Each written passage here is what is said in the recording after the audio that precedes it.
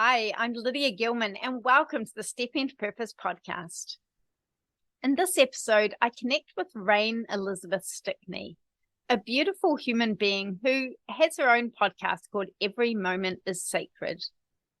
Rain is one of those rare people who just leads you straight into the heart.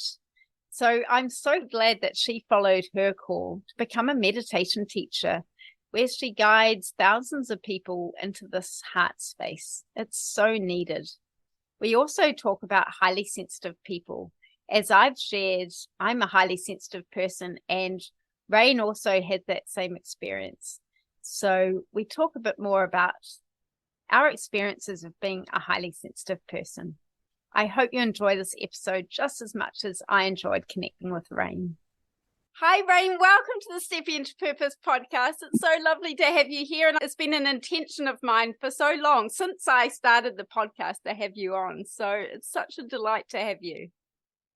Thank you. It's my pleasure to be here. And I love connecting with you. And I'm glad we get a chance to dive in a little deeper. And I get the joy of feeling your energy all on me. So amazing. We started podcasts around the same time, and you've got a beautiful podcast, Every Moment is Sacred.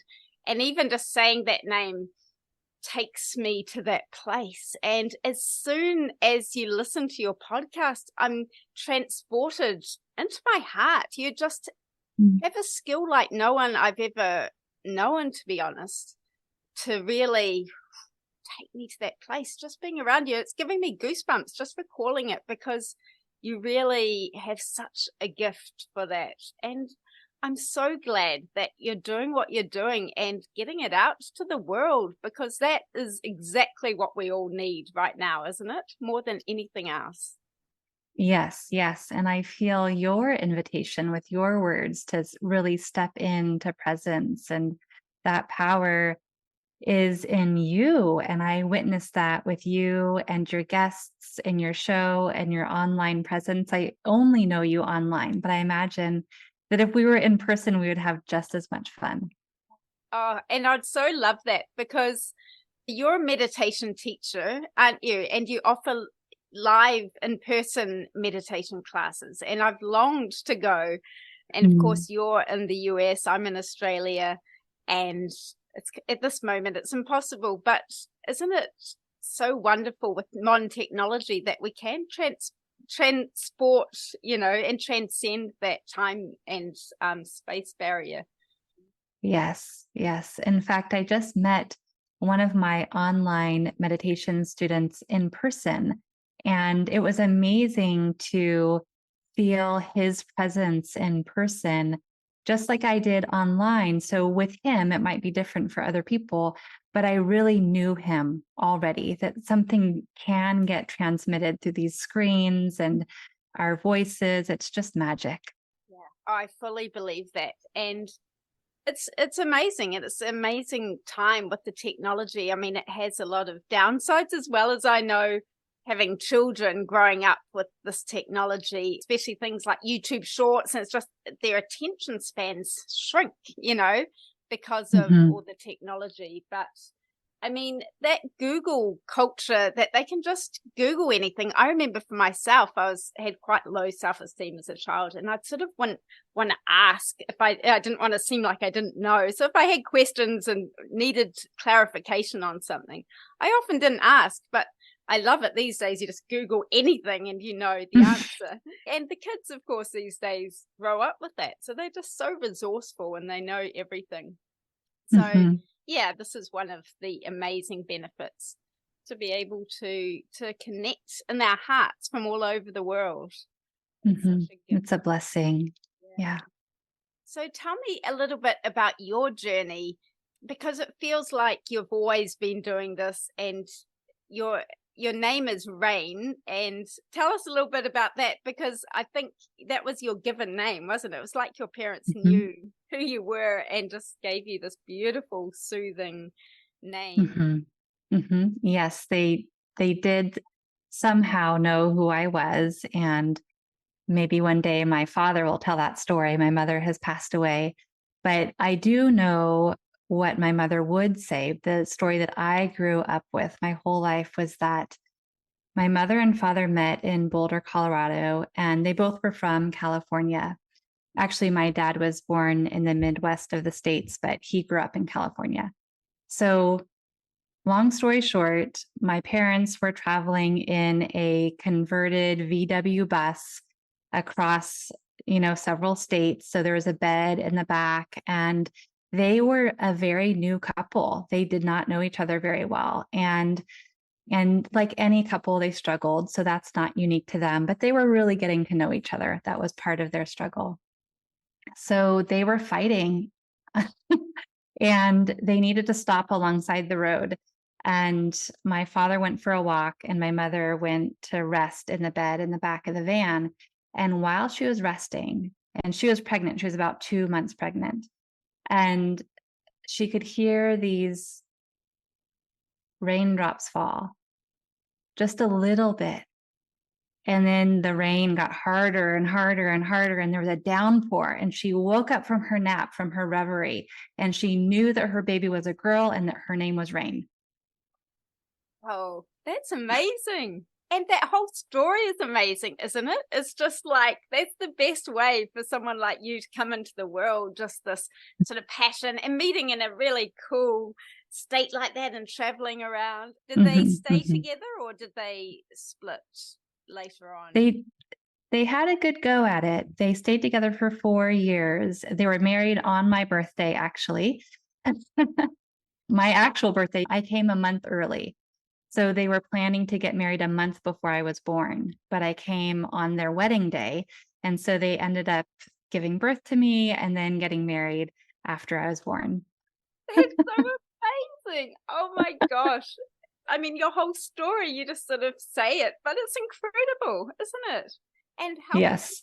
yeah, it was definitely all orchestrated and you were put here for this reason.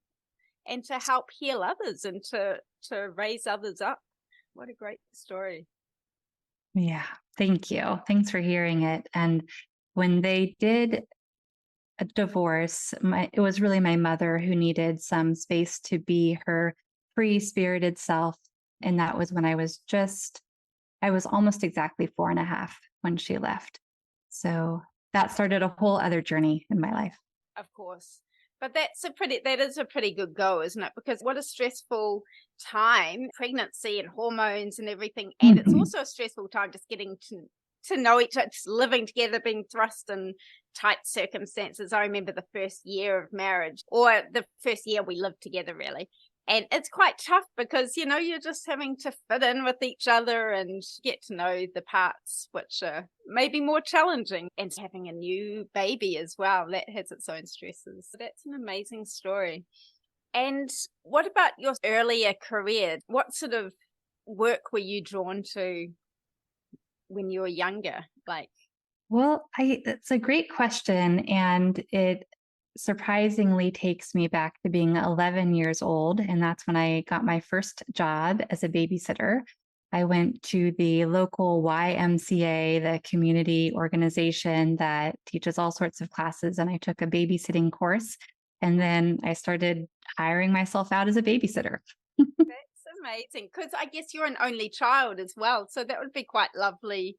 Are you an only child or do you have siblings?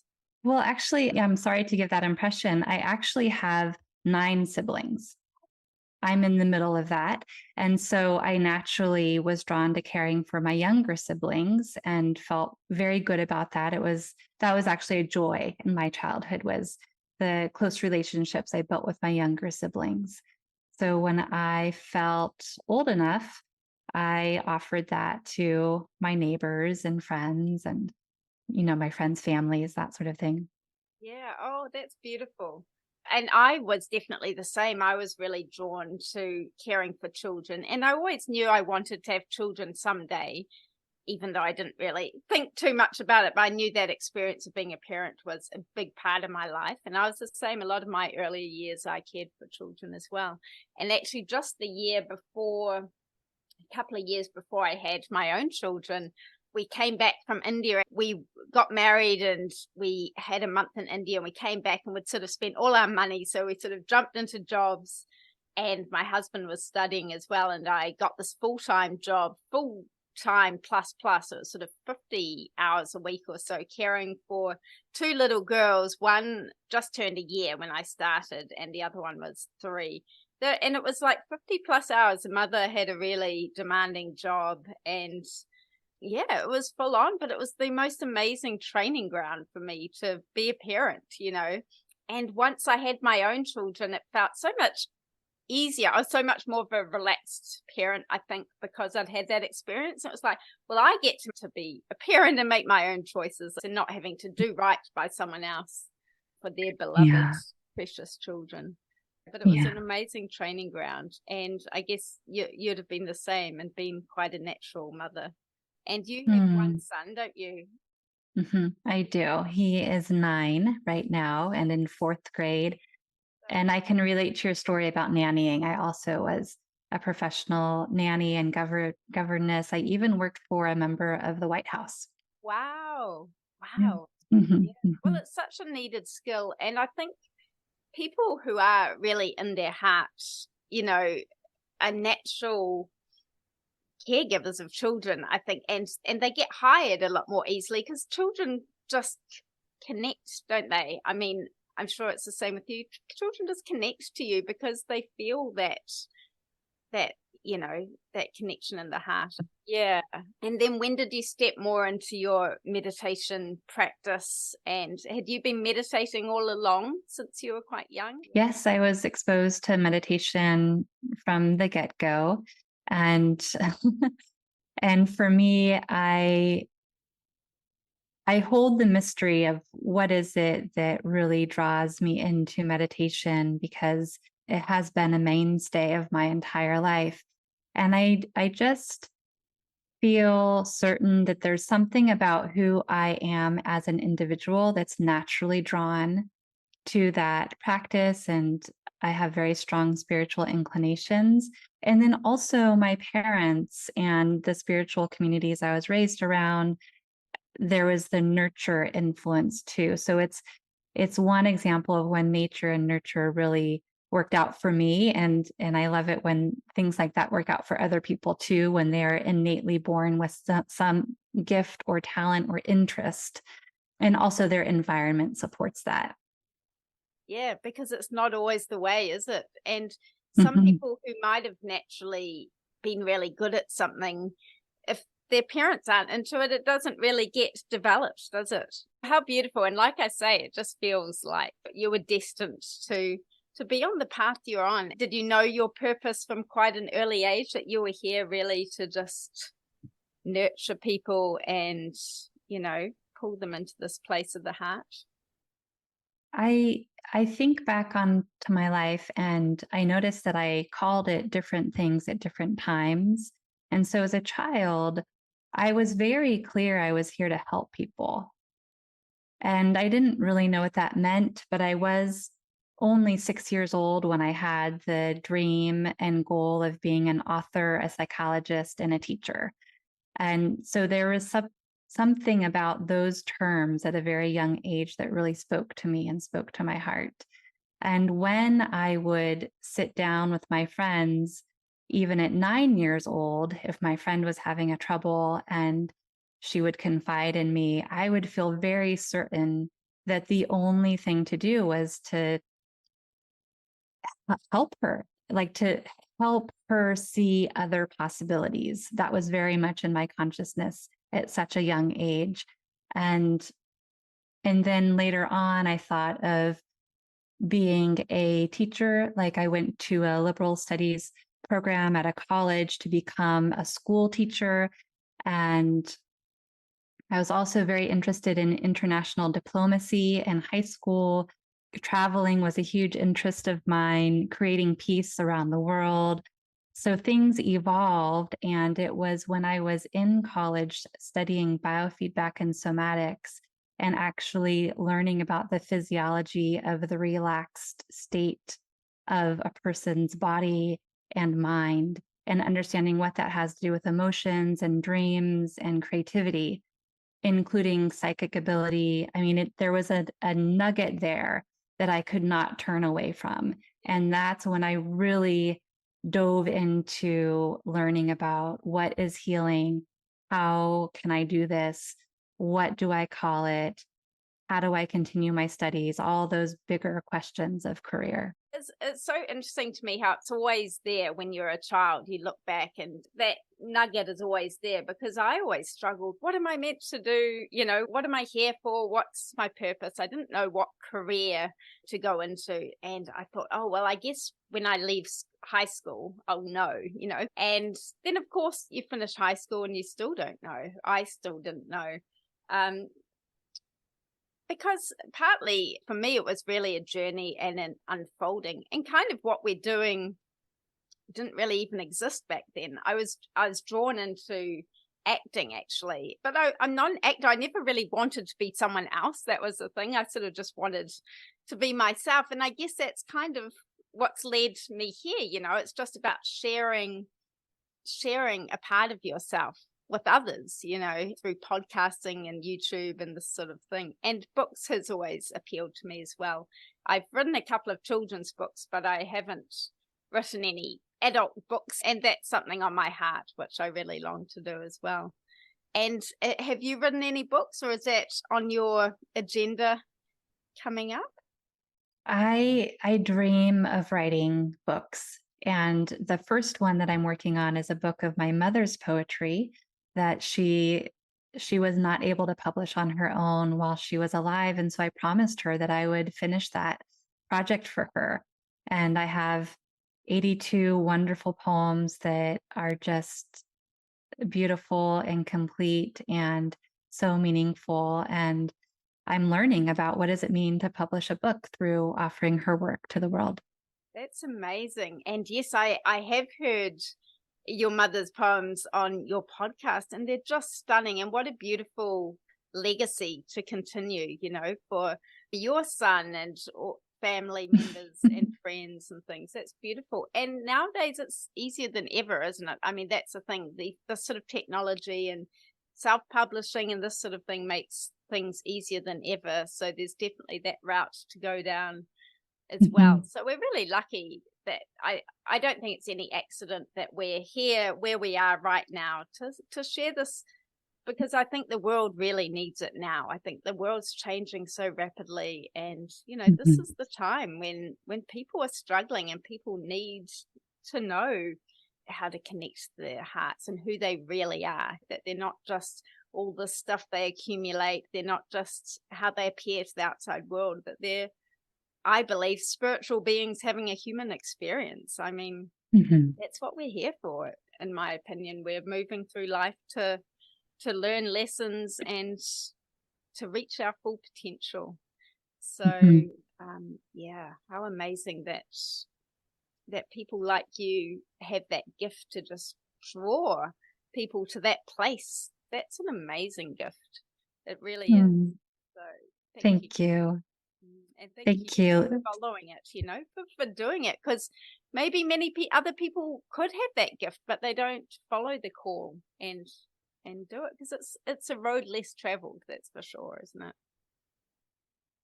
It's true. And unfortunately, there are so many people who don't know what their gifts are, that they just haven't had that nurture to really listen to their soul, or for whatever reason that could be, they grow up and really don't know what they're drawn toward or what their gifts and talents are, that they have kind of a ground zero, which can be a blessing, because from ground zero, anything can grow. But just to make mention to the experience that some people don't know, and that's okay. And for those I know who don't know their gifts, I also understand the heartache of that it can be a challenge. Yeah. And I think a lot of it comes down to nurture as well. Having parents who saw you from a young age, who knew who you were even before you were born, that your name's going to be Rain. I mean, that just shows how blessed you were. And not that it's not without its challenges, of course, because that's the contrast, and that's what we have to learn as well. And that must have been so hard when your parents did divorce as well. I know how hard that is on children. But just having that knowing and acceptance makes such a difference. And I think it helps us as parents as well. I've been talking a lot about highly sensitive people in my work lately because it's a reasonably recent discovery for me that, I mean, I always knew I was sensitive, but this highly sensitive people, the term was coined in the mid 1990s when I was already 20, and then going through school can be tricky. You know, the system isn't supportive to people who are highly sensitive, and I'm finding that with my own children, because both of my kids are highly sensitive people and my husband, which makes it a bit challenging at times, but it's also great because I understand, and I can understand my kids and know the challenges that they're going through. But yeah, so it helps you be a better parent, I think, when you have this awareness. And I know that that's the case for you with your son. You did a beautiful post, I think, the other day when you were traveling, saying all feelings respected and silly's allowed. You can be silly, that's fine. And, you know, I mean, what a blessing compared to contrast that with some parents who are just pull yourself together. And, you know, it's Yes. so hard when those kids are already struggling in a system which doesn't really support them. You know, just thinking of highly sensitive children, you know, they're already feeling overwhelmed and overstimulated. You know, there's a lot more awareness now probably than when I was growing up, but it's still hard in a lot of places. And then even your parents are doing the same. It's why I'm quite passionate about just getting the message out that I think it's between 20 and 30% of us are highly sensitive people.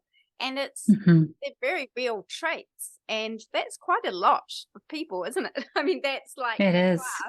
It'd be 1 in 5 in a class, you know, as a conservative measure. So yeah, I think it's really important for the awareness to be out there. And I think you're also a highly sensitive person, aren't you? Yes. And I also did not know this term growing up. The way that I became aware of it was in my client work when I was living in San Francisco, California. And I still have the same healing practice, but it was different then because it was all in-person work and the online work was exceptional, meaning like not very often. And now these days, my work is all online and the in-person work is the exception. Yeah, isn't it funny?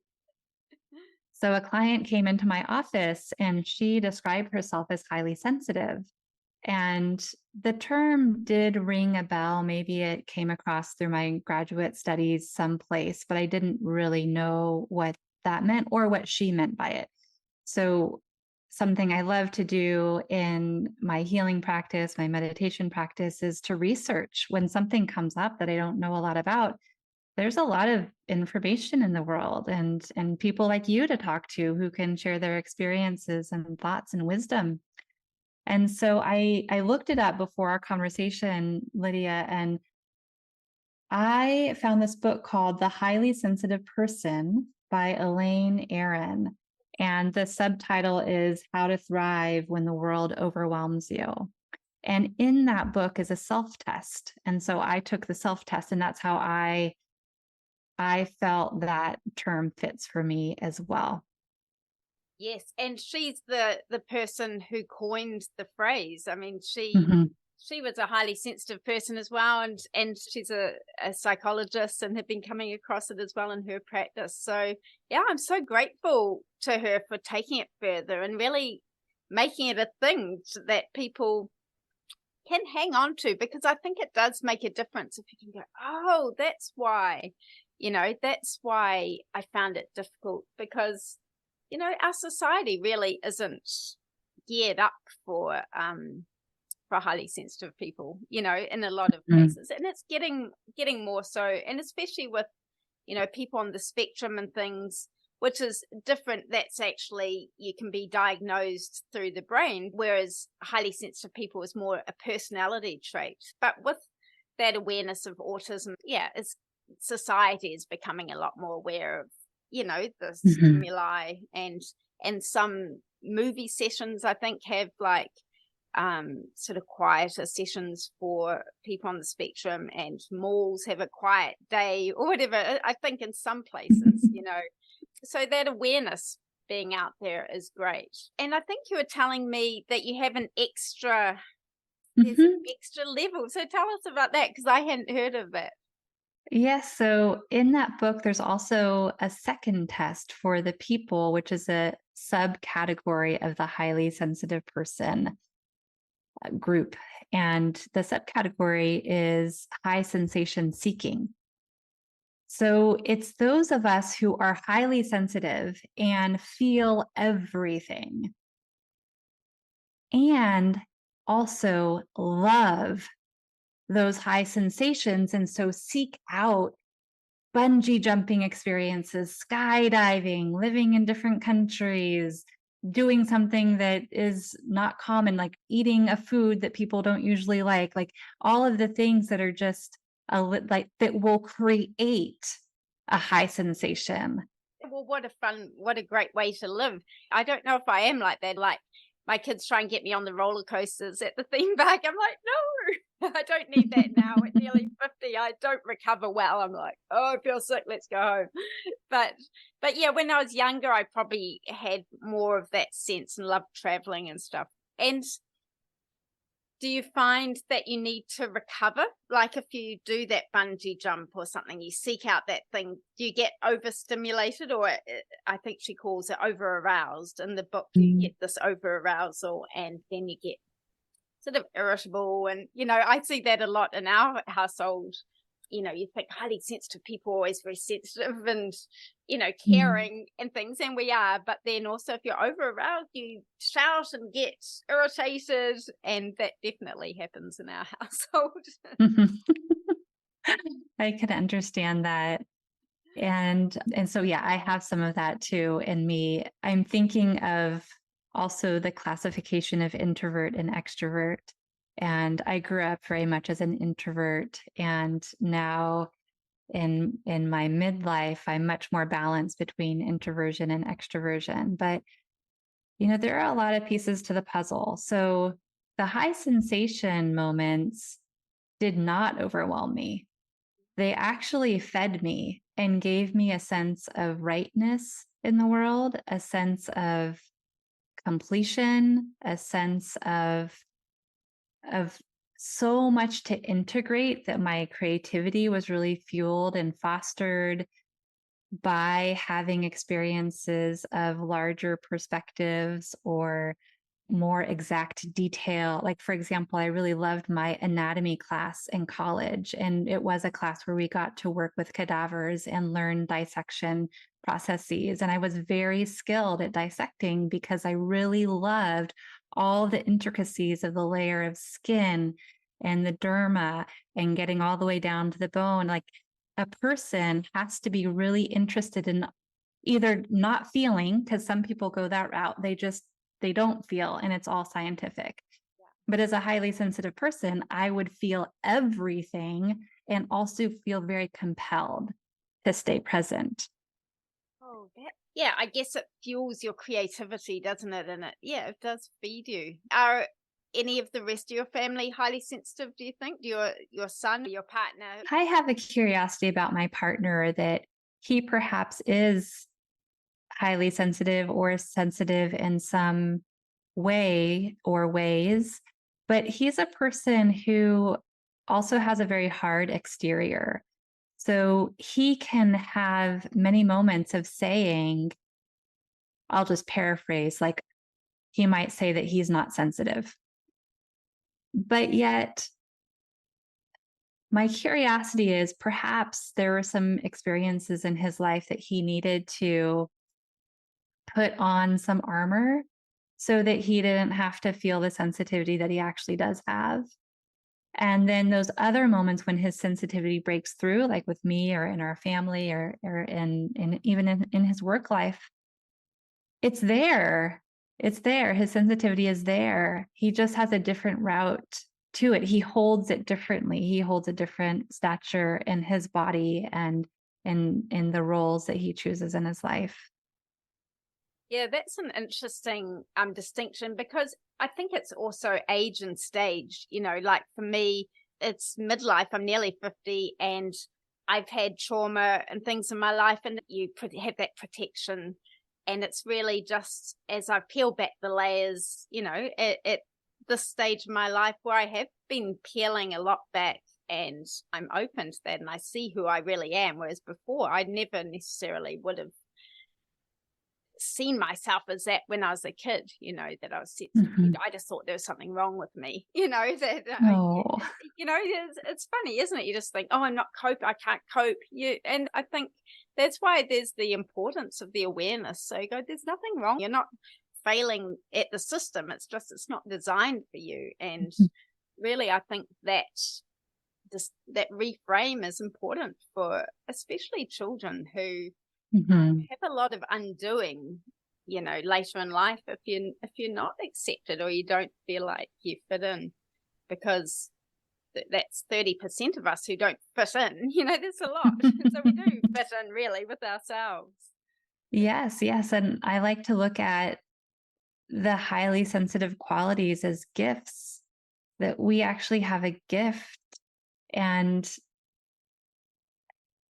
when it's looked at like that, then there's less of a tendency to put up the armor or fit in, because perhaps we have one of the remedies that the world needs. And yes, the world needs lots of remedies. So by no means does one person or one group of people have the only remedy.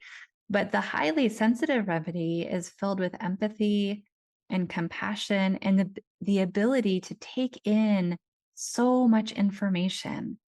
And with practice, that information can be understood and used for good or for whatever the person wants to use it for. But I like to use things for good. So that's my bias. Yes, I think definitely to use it for good. And that's right, it is a gift. And so, having this reframe and understanding who we are, and it is like a superpower. It's just been so beautiful connecting with you, and I just feel so relaxed. And I wish that I lived closer so I could come to your weekly, is it weekly, your meditation classes? I'll get you to share about your meditation classes and just how we can work with you and listen to your Mhm. podcast and all the things. So share that with us now, and I'll put the links in the show notes as well. Well, I have had a meditation group since around 2009, and it started in person. And then when I became a mother, I went online, and that's when I started recording my meditations. And at first, the recordings were actually terrible because I had a terrible microphone, and it's all experimental anyway, but it was such an experiment then that the sound quality was poor. And I was also learning about what does it mean to have something recorded, and then to listen back to it and notice all my mistakes and, oh, I didn't really mean that. And there's a lot of learning that happens when one listens to their own voice. It's So, interesting that even you say that, because to me, I wouldn't be able to see a fault because it just puts me in that place, like I say. But it is all learning. It's important to know that what people might be hearing is an iteration of lots of, trial and error and starting messy. So, yes, but it actually worked so well in terms of teaching meditation and gathering people together that lasted until this year, 2023. And in in this moment, I'm no longer teaching meditation online. And there's even a question about the group that I teach in person at the library locally. And it's only about time. It's not about passion or the people who gather or the information that's transmitted and shared all around the circle, because I really believe in 360-degree wisdom where everybody who gathers has something important to share. I happen to be the person in the teacher seat, but it only means that I'm in a location and everybody else is a teacher too. So that's how I hold space for meditation. But my personal life with my partner is such that my partner's travel for business has increased so dramatically, and it's become so spontaneous and unpredictable that I don't have a lot of protected time. And so the conundrum is, when do you hold a group consistently? Which isn't to say I won't again. It's just to say that I no longer have a weekly group. And it kind of pushes you into other things, because it is hard, especially as a mother, but it does sometimes push you into new iterations of things. And we're fortunate that that's led you into a podcast. Yes. So Every Moment is Sacred is becoming a 3-time weekly podcast, which I'm so excited about. So Tuesdays is poetry, Wednesdays is meditation, and Thursdays is a healing conversation, or like this, what we're having, where somebody gets to share about their experiences in life, and we get to have an organic moment together. Wow, that's such a gift, isn't it, though? And 3 times a week. And really, it's too much of a luxury just for that small group. Your wisdom and your energy needs to go further, obviously, and that's why you're being this space where it's more online. It's such a beautiful reframe. Thank you. And I have a lot of curiosity about what the second half of my life holds, because I'm also approaching 50. I'm 48 right now. And I figure it's probably around half my life. Like, who knows, but it's a good guess. And there's this quote that I like from Virginia Woolf, who says, "A self that goes on changing is a self that goes on living." So I am up for the change. It's okay. The universe is flowing. Things are moving. I have a great show. It's in the top 5%. People love it. I love producing it. I learn so much all of the time. I have private sessions where people come for consciousness counseling, and that is a joy. And then every chance I get to hold a group online or in person, I say yes to, including retreats. And I held someone's marriage ritual over the summer. So people call on me for unique ideas too. 1-day retreats for one person. I've done tons of special things for really lovely people. What a gift. And you are such a gift. And that's what you're here for. And that's why it's expanding, and things are always shifting and changing. So it's exciting, isn't it? And I feel excited too. I'm the same age, and I'm excited as well about what the second half of life holds, because there was some pain in the first half. It's understanding, knowing who I am, and just going through that journey, which provides the contrast. And there's challenges now, of course, but I have the understanding that it's all for the best. It's all for me. I know who I am. I know who I really am. And I think that makes the difference. And it takes me from that feeling of being more insecure and having that lack of self-worth, which I think partly came from being highly sensitive and not fitting into that traditional model in this late 70s, 80s, 90s. And now understanding who I am, and that I'm here to serve and to shine a light on myself and share myself, that, that we're all here to live this beautiful life, and that it's all working for us. Life is always working for us. So, yes. Yeah. And you are such a gift to remind me and all of us of that. And the show that you have is so phenomenal. The guests that you draw in are remarkable people. You have such a strong and powerful message of light that you're sharing. And I'm just so happy to know you. Oh, well, this feeling is so entirely mutual, and it's so lovely to connect like this in person, but not really in person, in heart, but across time and space and distance. So thank you so much. And Every Moment is Sacred. It's available everywhere on all the major podcast platforms, isn't it? Spotify. That's right. Apple Podcasts. And do you have a website or some way for people to get hold of you, to work with you in these amazing, unique ways. And it sounds like you're so open to suggestion as well, you know? Yes, I really believe in call and response. And when somebody asks for something, I listen and I consider, how can I fulfill that dream, or how can I support them, or who do I refer them to so that they can get their needs met. Sometimes it's not always me, and I have people that I call upon when it's somebody else who's going to be a better fit. But I love fulfilling dreams. It's a dream of mine to fulfill dreams. It just brings so much joy. It's amazing. Oh, well, you are just such a gift. So I'll put the website link in the Yes. show notes. Just tell it to us anyway. It's rainelizabeth.org. So that's my name, Rain, like the weather, Elizabeth with a Z.org. And I'm on Instagram at Pictures of Presence. I'm on Facebook. There is a private Facebook group called Every Moment is Sacred. You can Google me and you can find me. I'm searchable, and I love connecting with people in all sorts of different ways. So even if someone were to write an email to me, meditation@rainelizabeth.org, I will answer. Oh, you're such a gift. So I know I keep saying that, but I can't help it. I mean, you really are. And I'm so glad that you're, fulfilling your purpose and your divine destiny on this earth to help others step into that place of the heart. So thank you so much. And let's try and do this again sometime. Maybe you could lead us into a little meditation or something on another episode. I'd love that. Of course, that would be my pleasure and joy and great honor. Thank you so much for being here. If this episode resonated with you, please consider sharing it with a friend who might also benefit from it.